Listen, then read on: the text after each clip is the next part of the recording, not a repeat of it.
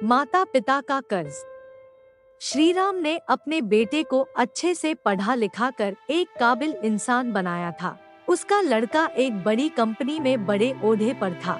अचानक एक दिन श्री राम की मृत्यु हो जाती है। पिता के स्वर्गवास के कुछ समय बाद माँ ने उसकी शादी करवा दी थी। शादी के बाद पत्नी को माँ से शिकायत रहने लगी कि वो उनके स्टेटस में फिट नहीं है। लोगों को बताने में उन्हें संकोच होता है कि ये अनपढ़ उनकी सासू माँ है। बात बढ़ने पर बेटे ने एक दिन अपने माँ से कहा, माँ मैं चाहता हूँ कि मैं अब इस काबिल हो गया हूँ कि कोई भी कर्ज अदा कर सकता हूँ। मैं और तुम दोनों सुखी रहें। इसलिए आज तुम मुझ पर किए गए अब तक के सारे खर्च सूद और ब्याज के साथ मिलाकर बता दो, मैं वो अदा कर दूंगा।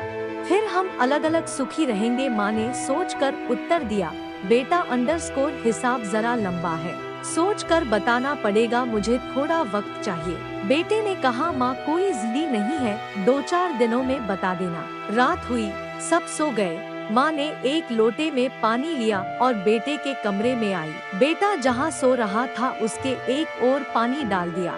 बेटे ने करवट ले ली। माँ ने दूसरी ओर भी पानी डाल दिया। बेटे ने जिस ओर भी करवट ली माँ उसी ओर पानी डालती रही। तब परेशान होकर बेटा उठकर गुस्से से बोला कि माँ ये क्या है, मेरे पूरे बिस्तर को पानी पानी क्यों कर डाला। माँ बोली, बेटा तूने मुझसे पूरी जिंदगी का हिसाब बनाने को कहा था। मैं अभी ये हिसाब लगा रही थी कि मैंने कितनी रातें तेरे बचपन में तेरे बिस्तर गीला कर देने से जागते हुए काटी हैं। ये तो पहली रात है और तू अभी से घबरा गया। मैंने अभी हिसाब तो शुरू भी नहीं किया है जिसे तू अदा कर पाए। माँ की इस बात ने बेटे के हृदय को झकझोर के रख दिया। फिर वो रात उसने सोचने में ही गुजार दी। उसे ये एहसास हो गया था कि माँ का कर्ज आजीवन नहीं उतरा जा सकता। माँ अगर शीतल छाया है, पिता बरगद है जिसके नीचे बच्चा बिना भय के भाव से जीवन बिताता है। माता अगर अपनी संतान के लिए हर दोहक उठाने को तैयार रहती है तो पिता सारे जीवन अपने बच्चे की खुशी के लिए पिसता रहता है।